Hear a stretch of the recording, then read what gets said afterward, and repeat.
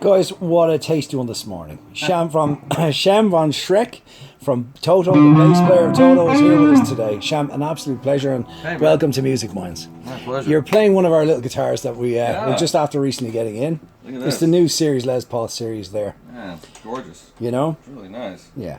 It's, as I say, it's part of our budget range. That's what we do. Is it your first time to Dublin? No, It's I've not. been here before. Excellent. Enjoy it. Do you like the city? What are you expecting from tonight's show?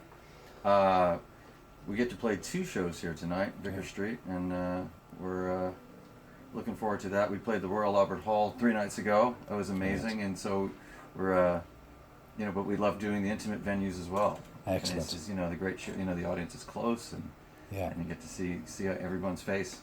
Exactly. Yeah. We were talking earlier on before, and you were saying how the audiences have changed. We see a lot of young kids coming in playing old rock riffs. How are you seeing the audiences there? Is it more the older audience, or are we seeing all ages? Is it? Yeah, all ages. Kids coming in, teenagers that sing all the lyrics to the songs. They know the material. They come in with the T-shirts on. We had one kid with the tattoo to his forehead. Wow. So it's pretty amazing. The fan support's been great. We've been on the road for almost 9 weeks. Excellent. And the fan support's been great. We sold out the Ziggo Dome in Amsterdam. Yeah, that was impressive. People. Yeah. Is it the middle of Europe still a strong rock culture? Do you feel? Absolutely. Or do you feel everything? Yeah. I feel that Europe has more of an appreciation for the longevity of the music and the bands. If you were a fan of a band when you were 20 and you're 60 now, you still remain a fan of the band. America, it's a little bit in the now. Okay.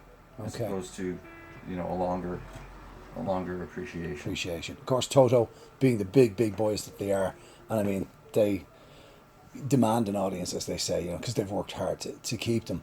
Yeah. How you find it for young rock bands now? How do you think, if you were going back to years, we were talking about the iPhone culture and stuff, and the fact that people aren't, in our minds, learning their instruments as much as they used to sit down learning riffs, learning scales, learning all that.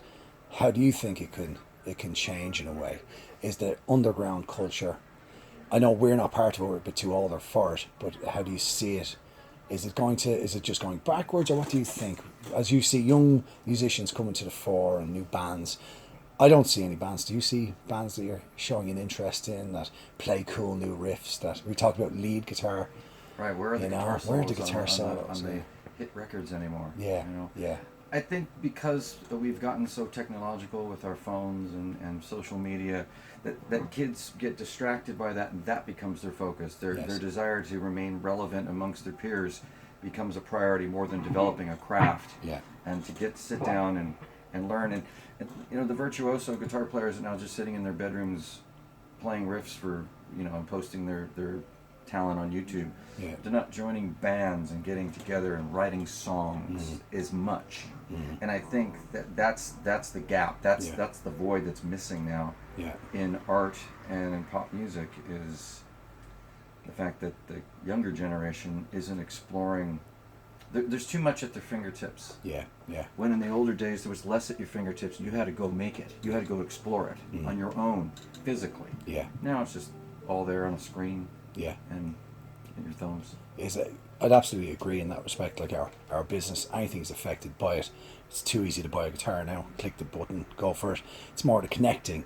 It's come to the store. Come down to the shop. Exactly. Come down to the shop here. You know. That's right. Exactly. Correct.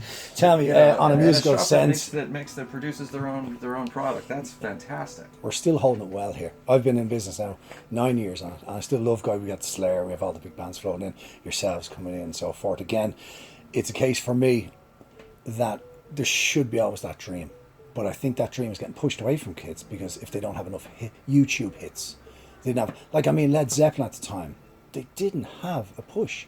They didn't have the media behind them. they just did it on raw, bloody good talent and great gigs. Yeah. It was you know, it's fun to see. They had good record company support as well. They had. That's not there now. No, it's not there. Well, the record companies become obsolete. Yeah, exactly. We had a good young guy in recently, That Johnny could be Orlando. a good thing or a bad thing. I think it's a bad thing in a way, because you need, as the soloist plays guitar really well, so does the marketeer do his marketing really well. You know, isn't it? It needs a bit of both. Tell me, on a musical level, we can waffle on all day, it's not going to change the world.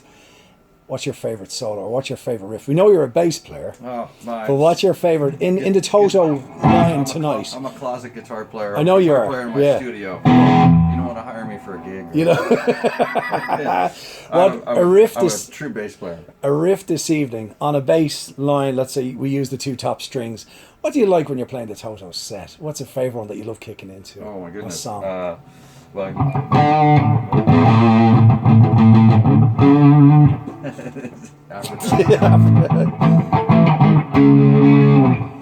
And on the bass, of course, you're using your fingers. It's like boom, boom, boom, boom.